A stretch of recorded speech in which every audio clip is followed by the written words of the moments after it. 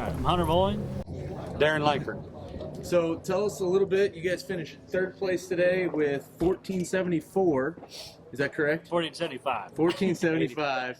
And man, we thought that was going to pull out a victory. Yeah, But it's our biggest wave we've caught in a tournament. We had a really good day compared to our practice. Our practice was absolutely horrible. We got really lucky today and just went fishing.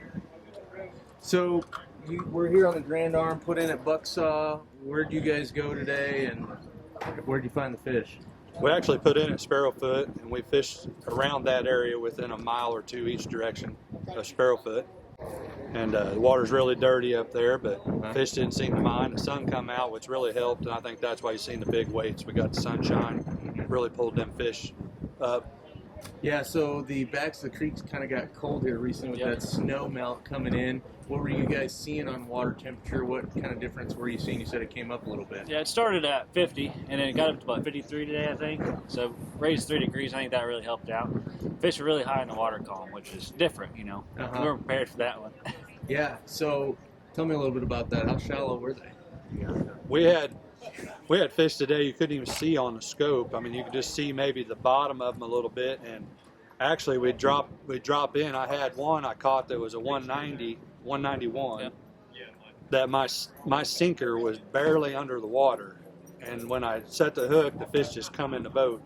I mean, They were less than a foot to 2 foot deep, which makes it kind of hard to catch them and then net them, because these big ones, you can't swing them in a boat, they'll bend your hooks. It's not that the rods won't handle it or line, the hooks will bend.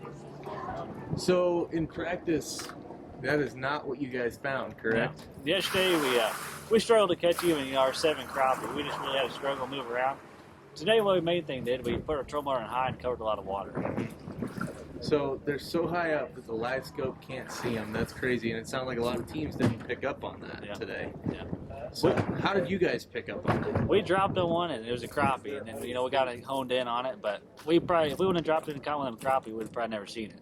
So you were thinking that they were just trash fish normally that high up? Yeah. Carp. A lot of time they're carp or trash fish. Like the very first one kind of set us off. Hunter seen it, and I dropped on it and lost it. I hooked it and lost it, and the fish just went down about a foot and stayed right there, and then Hunter caught it.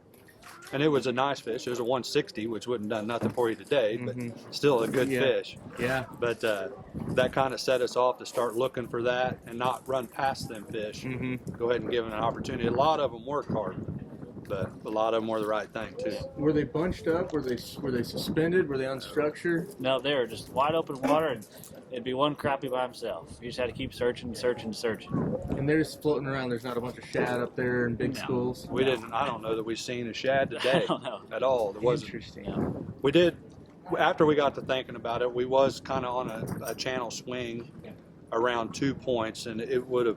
The fish were on the insides of the points, secondary points. I mean, they're ready. We get a couple warm days. I mean, they'll be up. Yeah, because with the lakes, gosh, it's pushing 720 now. Yeah. So we've been hearing some talk about them going into the bushes. I mean, spawn might be on here soon, is what you're thinking. Next week they'll be in the bushes for sure. Yeah. I'd imagine. Give them a couple more days for the water to come up a little higher, and they'll be up there. But watch, you'll have to watch the bushes, because they start dropping the lake hard. They'll move back out quick. They won't stay up there. But yeah, I bet we have a good week or two of bush fishing. So let's talk about that for a quick sec. What's the best way to target the crappie in the bushes? A little bobber and a jig? Or? That's something I don't really like to do, but you get hung up a lot. Yeah. And the best thing to do, like normally what we run a weight with a little hair jig underneath it. Well, you can't do that in the bush. You're going to have to use a straight jig head and just drop in there. You can't run no minnow rig or nothing like that. You just get hung up all the time. Gotcha. So you're still single pole dipping in that particular case? We'll go to braid, line in the bushes, and a stiff rod.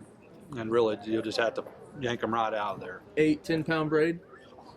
20, 25. Okay. All right. Yeah. Well, good deal. So water temp started at 50, got up a few degrees, had a really good day at 30. I mean, it's a heck of a day. 1675. Biggest bag ever caught on Truman, I believe, in a tournament. Wow, that's impressive. It is. We can't complain. We didn't really lose a fish today, and I mean, we might have lost one fish, but it wouldn't have helped. I mean, it takes a pretty good fish to call a 180. Right. Jigs and minnows. Both. Yeah, we use both. Just little hair jigs, and then if we couldn't get that crappie to bite, we drop minnow in front of their face. But Okay. most of those crappie we get to bite. Yeah. Any particular color, size of jig?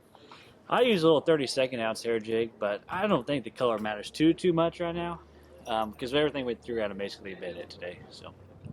Very nice. Well, that's it, guys. Thanks a bunch. See you in the next one. That's right. Okay.